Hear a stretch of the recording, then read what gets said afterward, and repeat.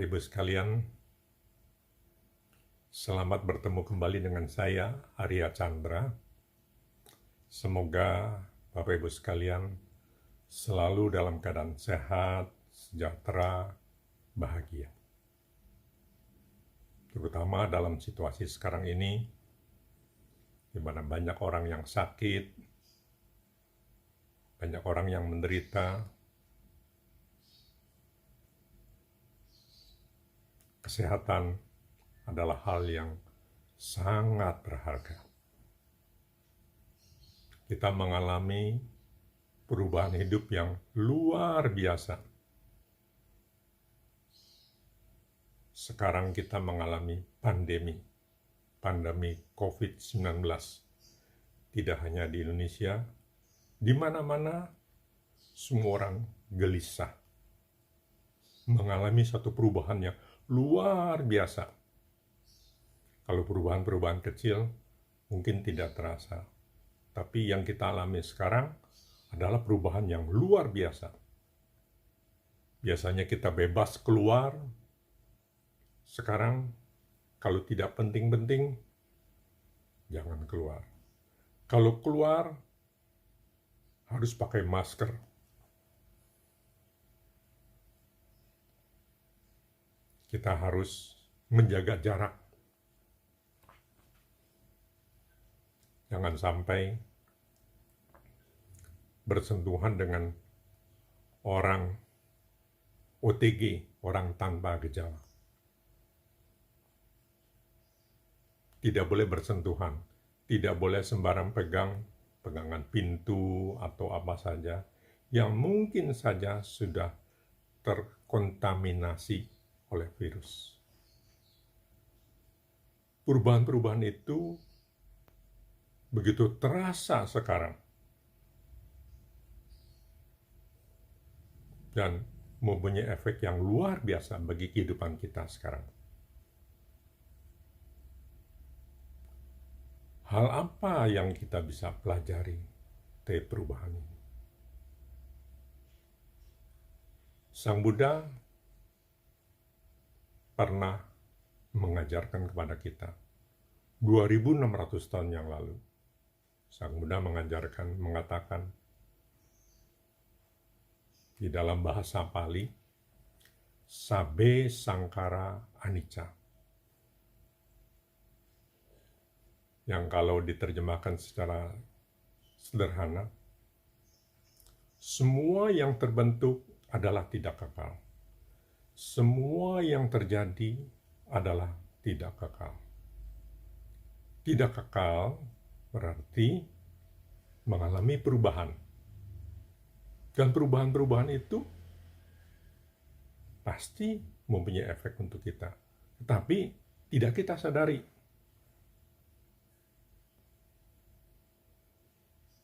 Yang pasti perubahan-perubahan itu mempunyai 3 proses.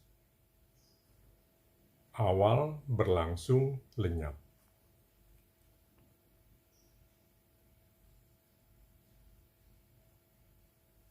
Nah,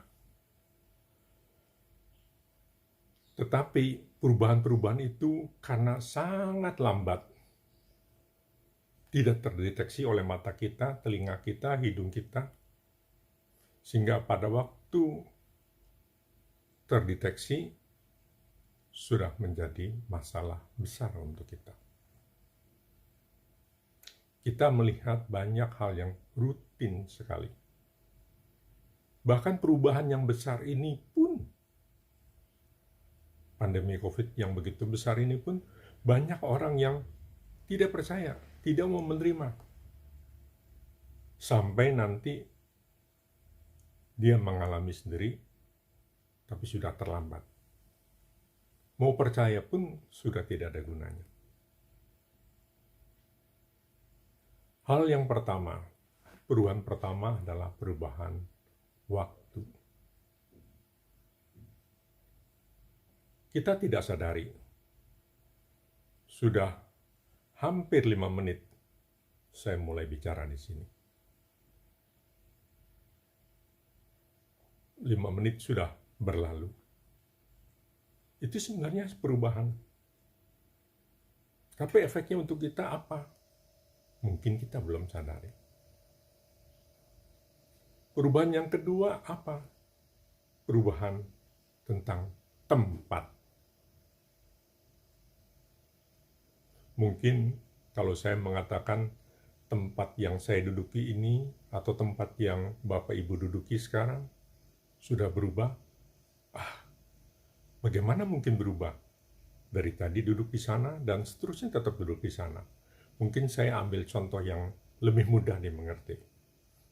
Kalau kita naik pesawat dari Jakarta ke Surabaya umpamanya. Di Jakarta kita duduk di kursi 1A. Turun sampai Surabaya, itu turun dari kursi 1A. Apanya yang berubah? Padahal sebenarnya sudah jelas. Pada waktu kita naik, kita di kursi 1A di atas Jakarta. 45 menit kemudian, kita memang benar di kursi 1A juga, tapi di atas Semarang. 45 menit kemudian, kita tetap di 1A, tapi sudah di atas Surabaya. Jadi memang tetap di kursi 1A, tapi posisinya sudah berubah. Dari Jakarta, Semarang, Surabaya. Kursi ini pun kita tidak melihat perubahannya. Tapi sebenarnya kalau kita lihat dari koordinat global, kita sudah berubah posisinya terhadap koordinat tersebut. Tapi untuk apa kita bicarakan seperti itu tempat? Karena mungkin tidak terasa efeknya. Lebih terasa efeknya adalah keadaan. 3 hal. Waktu, tempat, keadaan. Nah, keadaan inilah. Pada waktu kita mau naik pesawat, di luar pesawat, kita berasa panas. Begitu masuk ke dalam pesawat, kita berasa dingin. Perubahan, panas, dingin, yang kita terasa dari panas menjadi dingin, sejuk, enak, kita merasa nyaman. Wah, menyenangkan sekali. Begitu turun dari pesawat yang dingin, sejuk, turun keluar, panas lagi. Perubahan. Nah, perubahan-perubahan itu menimbulkan efek pada kita. Perasaan yang menyenangkan, perasaan yang tidak menyenangkan. Untuk perasaan yang menyenangkan, kita terima dengan senang. Untuk perasaan yang tidak menyenangkan, kita tolak. Nah, inilah Bapak Ibu sekalian. Banyak hal yang kita alami, kita tidak sadari. Perubahan dari usia muda menjadi usia tua. Hal yang kita hadapi dalam hidup pun sudah berubah. Pada waktu kecil, masalah yang kita hadapi berubah. Pada waktu sekarang berubah, dan nanti 10 tahun lagi juga berubah. Ada satu hal yang Sang Buddha ajarkan kepada kita. Yat anicang tang dukang. Itu bahasa Palinya yang diterjemahkan secara mudah. Semua yang tidak kekal menimbulkan duka. Mungkin lebih mudahnya begini. Semua yang berubah menimbulkan masalah. Tapi kita tidak sadari. Perubahan-perubahan ini. Contoh yang paling gampang, perubahan harga. Sekarang harga-harga mulai naik, menimbulkan masalah.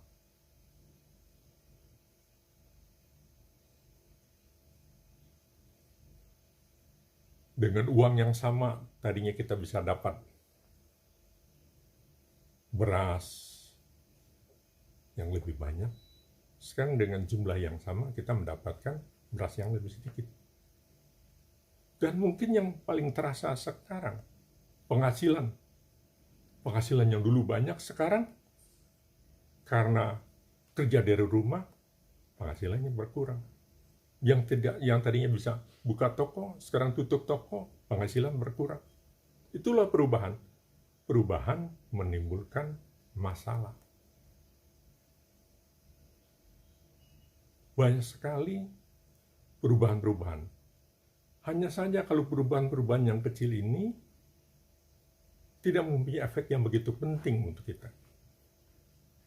Kita hanya sadari kalau perubahan-perubahan itu besar.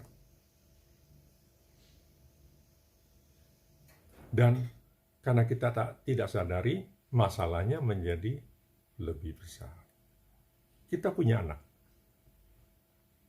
Kita lihat anak kecil, selalu riang, gembira, lompat-lompat, lari-lari, senang. Kalau satu saat kita melihat anak kecil ini, loh, kok mendadak yang biasanya senang, suka nyanyi-nyanyi, sekarang diam, tidur-tiduran saja, lemes, lesu. Apa yang terjadi sebenarnya? Sebagai orang tua, kita tentunya berpengalaman. Oh, jangan-jangan anak ini mengalami sakit. Bawa ke dokter, diobati, sembuh. Kalau kita tidak melihat perubahan tadi, apa yang terjadi? Anak kecil belum bisa mengatasi masalahnya sendiri. Mungkin belum bisa bicara.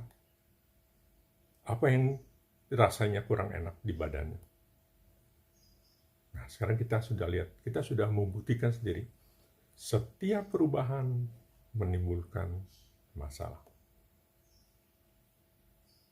Kalau kita melihat perubahan, kita harus ingat apa yang Sang Buddha ajarkan kepada kita. Kita melihat perubahan, masalah apa yang akan timbul. Kita bisa siap-siap.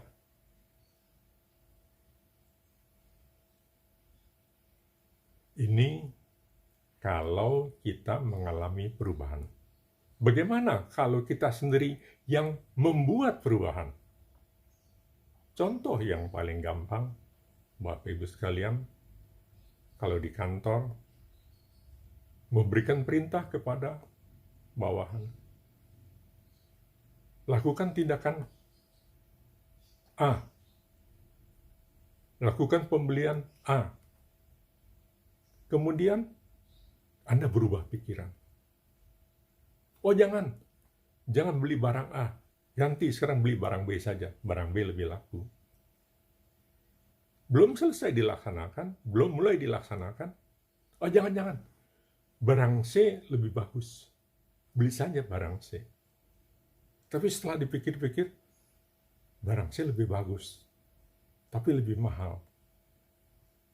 Mungkin lebih susah untuk menjualnya. Kalau begitu, kembali lagi ke barang A. Nah, perubahan-perubahan ini, apalagi dalam waktu yang singkat, bisa membuat Anda, bisa membuat pegawai Anda jadi pusing. Mungkin pegawai Anda berpikir, tadi bos kasih tahu beli apa ya? A, atau B, atau C, atau kembali A lagi. Kita kadang-kadang lupa. Pada saat anak buah melakukan kesalahan, kita hanya katakan, kenapa tidak ingat-ingat? Kita menjadi marah. Kita tidak bisa menerima kesalahan orang lain. Padahal yang membuat perubahan itu harusnya ingat. Kalau dia membuat perubahan, berarti dia juga membuat masalah baru. Nah, perubahan-perubahan ini yang kita tidak sadari, kita hanya bisa menyalahkan orang lain. Oleh karena itu, Bapak Ibu sekalian, kalau kita melakukan perubahan, ingat, kita membuat masalah baru. Tapi Pak, kalau kita tidak mau melakukan perubahan, bagaimana kita bisa maju? Benar. Orang-orang mengatakan demikian juga. Kita harus melakukan perubahan. Dengan mengadakan perubahan, kita baru bisa maju. Tapi ingat juga, kalau kita melakukan perubahan, kita harus siap-siap menerima masalah baru. Jadi, perubahan dan masalah itu saling terkait.